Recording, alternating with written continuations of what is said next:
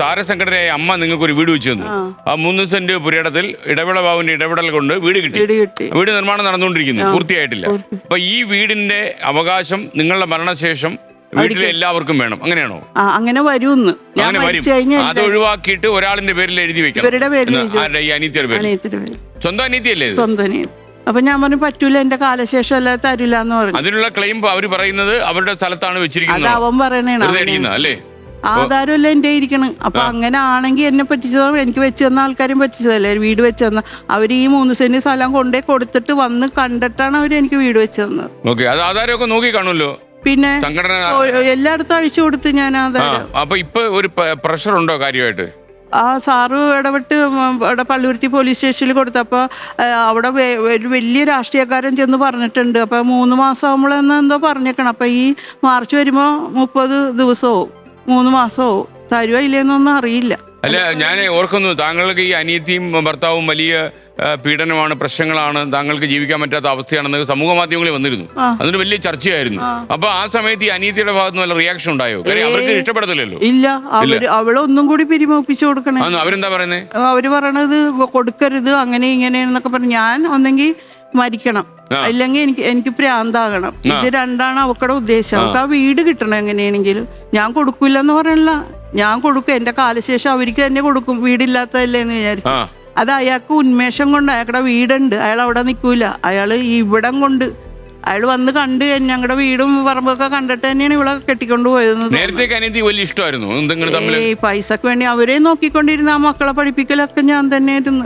എന്നിട്ടാണ് ഈ ഇത്രയും നമ്മളെ ദ്രോഹിക്കുന്നത്. ഈ ആൾക്കാരെല്ലാവരും സംഘടിതമായിട്ട് താങ്കളോട് നന്ദിയോട് കാണിച്ചെന്താണ്?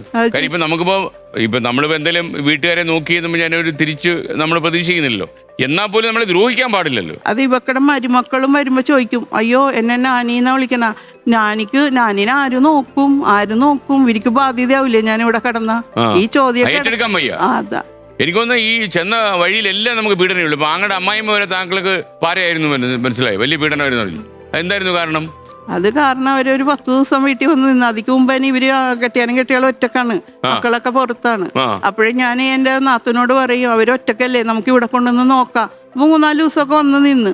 അതും കഴിഞ്ഞപ്പോൾ എൻ്റെ ആങ്ങളെ, ഞാൻ പറഞ്ഞില്ല, വഴി പ്രശ്നം, മറ്റേ ചേട്ടന്മാരായിട്ട് വഴി പ്രശ്നമുണ്ട്. അപ്പോൾ ഇവൻ എന്ത് ചെയ്ത് ഈ പെണ്ണിൻ്റെ പേരിലോട്ട് എഴുതി വെച്ച് കൊടുക്കുക ഏതാണ്ടും ചെയ്ത്. അത് കഴിഞ്ഞപ്പോൾ അധികാരം കാണിച്ച് വന്നാണ് കാണണം. അപ്പോഴും ഞാനൊന്നും പറഞ്ഞില്ല, ഞാൻ പോണിട്ടാന്ന് പറഞ്ഞ് ഞാൻ എനിക്ക് പണിത് തന്ന വീട്ടിലോട്ട് പോയി. ഞാൻ അവിടെ ആകുമ്പോൾ നമുക്ക് ചോദിക്കാനും പറയാനും വേണ്ടല്ല, ആരുടെ ഇത് വേണ്ടല്ല. ഇവിടെ കിടന്ന് കുറേയൊക്കെ ഇതൊക്കെ ആക്കി. അപ്പോഴും ഞാൻ ഭക്ഷണമൊന്നും കഴിക്കാതെ കുറേ ഷുഗറിന്റെ ഗുളിയൊക്കെ എടുത്ത് കരഞ്ഞും പിടിച്ചു അങ്ങനെ നിന്നേച്ച്. ഇല്ല, മയങ്ങി കിടക്കുമല്ലേ. ഇവിടെ വരെ പറയണ വർത്താനങ്ങൾക്ക് നമുക്ക് താങ്ങാൻ പറ്റാഞ്ഞിട്ടേ കഴിച്ച് മയങ്ങി കിടക്കുമായിരുന്നു. ഈ സമൂഹ മാധ്യമങ്ങളിൽ ഒരുപാട് ചർച്ച ചെയ്യപ്പെട്ടു താങ്കളെ ഈ അനീതി ദ്രോഹിക്കുന്ന ഏത് രീതിയിലുള്ള പീഡനം? മാനസികമായിട്ട് കുറ്റം പറയുക? നോക്കാൻ പറ്റിയൊന്നുമില്ല, ഞങ്ങൾക്ക് പറ്റിയൊന്നുമില്ല എന്നൊക്കെ പറഞ്ഞ് അങ്ങനെ. പിന്നെ അങ്ങനെയൊക്കെ നമ്മളെ മനസ്സുകൊണ്ട് പറയും. ഇത്രയും നോക്കിയ ആൾക്കാർ പറയുമ്പോ എനിക്ക് പച്ചവെള്ളം ഞാൻ കുടിക്കൂല അവിടെ നിന്ന്. ഭക്ഷണം തന്നെന്ന് വെച്ചാൽ ഇങ്ങനെ കുത്തുവാക്ക് പറഞ്ഞിട്ട് എനിക്ക് കഴിക്കാൻ പറ്റൂല. അവരുടെ പേരക്കിടാങ്ങളെയൊക്കെ ഞാനാന്നോ. അവരിപ്പോ അങ്ങനെ ഈ പീഡിപ്പിച്ച് ഇങ്ങനെ ഓരോരോ കുറ്റപ്പെടുത്തി സംസാരിക്കുന്നത് അവരുടെ ലക്ഷ്യം എന്തായിരുന്നു? അപ്പോ താങ്കൾ വീട് കിട്ടാൻ ഈ വീട് കൊടുക്കണം, അത്രേ ഉള്ളൂ. ഭയങ്കരമായിട്ട് കുത്തുവാക്ക് പറയും. ഞാൻ കിടക്കാൻ പോയ ഷീറ്റ് വലിച്ചു മാറ്റും, ബാത്റൂമിന്റെ അകത്ത് കൊണ്ട് കുറെ പൊടിയും അതൊക്കെ ഞാൻ എല്ലാത്തിലും പറഞ്ഞായിരുന്നു. നമുക്ക് താങ്ങാൻ പറ്റൂല ഇത് കണ്ടിട്ടേ. ഞാൻ എന്ത് ചെയ്തിട്ടാ ഇവരെ നോക്കിന്നല്ലാതെ വേറെ ഒരു കുറ്റം ഞാൻ ചെയ്തിട്ടില്ല. അപ്പൊ വീടിന് വേണ്ടി ഈ പ്രേമിച്ചിറങ്ങിപ്പോയി അനിയത്തിക്കും മക്കൾക്കും ഒക്കെ വേണ്ടിയിട്ടാണ് ഞാൻ ജീവിച്ചത്. ആ നിമിഷം വരെയും ജീവിച്ചത്. എന്നിട്ട് എന്താ ഇങ്ങനെ കാണിക്കണേന്ന് എനിക്കറിയില്ല. യഥാർത്ഥത്തിൽ താങ്കൾ എപ്പോഴെങ്കിലും ഇപ്പൊ താങ്കളുടെ സ്വന്തം വീടാണ്, പിന്നെ അമ്മ വെച്ച് തന്ന വീടാണ്. അപ്പൊ ഈ വീട്ടിൽ നിന്ന് അവരെ ഇറക്കി വിടാൻ താങ്കൾക്ക് പറ്റും. അതെന്താ താങ്കൾ ശ്രമിക്കാഞ്ഞത്? ഈ അനിത്യ ഭർത്താവിന് പോവില്ല, അയ്യോ ഒട്ടും പോവില്ല. ആ ഭർത്താവ് ഒട്ടും പോവില്ല. അവനാ മതിലെ പറ്റിയിരിക്കണ പോലെ ഇരിക്കണം. അതിലെ എന്റെ കാര്യം അവന് പോകാൻ കഴിയില്ല. അവന് വേറെ വീട് വെക്കാനൊക്കെ അവന് പോണ്ടേ.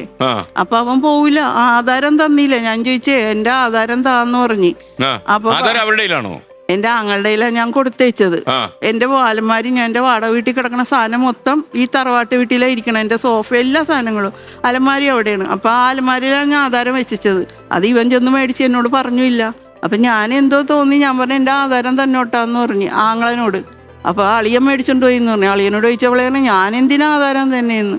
അങ്ങനെ ഒരുമാതിരി നമ്മളെ ഒരു പ്രാന്തിച്ചാക്കണ പോലെ ആയിരുന്നു. അപ്പം പറയണതിന് ഒരു അർത്ഥമില്ലാതെയാണ് അവർ സംസാരിക്കണതേ. അപ്പം ഇത് കണ്ട് ഞാൻ കരയുന്നല്ലാതെ എനിക്ക് തിരിച്ചൊന്നും പറയാനൊന്നും എനിക്ക് കിട്ടില്ല. ഞാൻ അത്രയും മാനസികമായിട്ട് എന്നെ ബുദ്ധിമുട്ടിച്ചായിരുന്നു. അങ്ങനെ ആയതുകൊണ്ടാണല്ലോ എല്ലാവരും എൻ്റെ മെക്കിട്ടേറി. എനിക്ക് ചോദിക്കാനും പറയാനും ആരും ഇല്ലല്ലോ. ഇത്രയൊക്കെ ഉണ്ടായിട്ട് ഒരു മനുഷ്യൻ ഇതിൻ്റെ അകത്ത് വന്ന് ചോദിക്കാനും പിടിക്കാൻ, അത് കുടുംബകാര്യമൊന്നും പറഞ്ഞിട്ട് അവരെ കുടുംബത്തിലുള്ള കാരണവന്മാരൊന്നും ഇല്ലേ ഇടപെടാനൊന്നും വേണ്ടി? കാരണന്മാരൊക്കെ മരിച്ചുപോയി. ഈ അനിയത്തി കുട്ടികളില്ലേ? 2 പിള്ളേരുണ്ട്. അവരെങ്ങനെ? അതുങ്ങളെ കല്യാണം, അതുങ്ങൾക്ക് ഭയങ്കര കാര്യം എന്നോട്. പക്ഷെ അവര് ഒരാള് പുറത്താണ്, പെങ്കച്ച്. രണ്ടാമത്തത് ഇവിടെ ഉണ്ട്. അവരൊക്കെ വലിയ കാര്യമായിരുന്നു അല്ലേ? കാര്യമാണ്. ഇവർക്ക് ഈ വീടാണ് ഇവരുടെ ലക്ഷ്യം അല്ലേ? അത് കൊടുക്കൂലെന്ന് ഞാൻ പറഞ്ഞില്ല. അവർക്ക് ഇല്ലാത്ത ഞാൻ പറഞ്ഞ എടി നീ നിക്ക്, ഒരു മുറിയെങ്കിൽ ഒരു മുറി, കുറെ കഴിയുമ്പോൾ നിന്റെ കെട്ടിയാനും പണിയെടുക്കാതെ ആവും. അപ്പൊ ഇത് സ്വർഗമാണെന്ന് നീ വിചാരിക്കൂ. അപ്പോഴും അവള് പറയുമോ ഒരു കിളിക്കൂട്, ചെറിയ വീട്, എനിക്ക് വേണ്ടി വെച്ചെന്ന വീടല്ലേ, ഒരാൾക്ക് വേണ്ടി വെച്ചെന്ന് അവൾക്ക് അത് കിളിക്കൂടായി.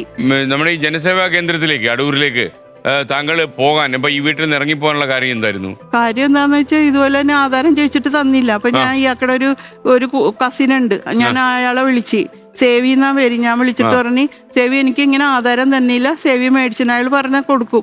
അങ്ങനെ അയാൾ വന്ന് ഞാൻ മേടിച്ചു തരാൻ വീരാന്ന് പറഞ്ഞ് അയാൾ വന്ന് ആധാരം മേടിച്ചു. അപ്പോൾ എൻ്റെ അനിയത്തി പറഞ്ഞ ആധാരം മേടിച്ചിട്ട് എനിക്ക് എവിടെയെങ്കിലും നിൽക്കണമല്ല, ഭക്ഷണം കഴിക്കണമല്ല. അപ്പോൾ അങ്ങനെ തന്നെ ഞാൻ ഈ ആധാരം മേടിച്ചിട്ടുണ്ട് ഞാൻ എൻ്റെ അനിയത്തിയുടെ വീട്ടിലോട്ട് പോയത്. ആരെങ്കിലും വേണമല്ലോ എനിക്ക്, ഒരിടം ഇല്ലാതെ നിൽക്കുമ്പോൾ ഇത്രയും രോഗമൊക്കെ ഉണ്ട്, പച്ചവെള്ളമെങ്കിലും കുടിച്ച് നമുക്ക് നിൽക്കണം. അങ്ങനെ ഇറങ്ങിപ്പോയത് അവിടെ നിന്ന്.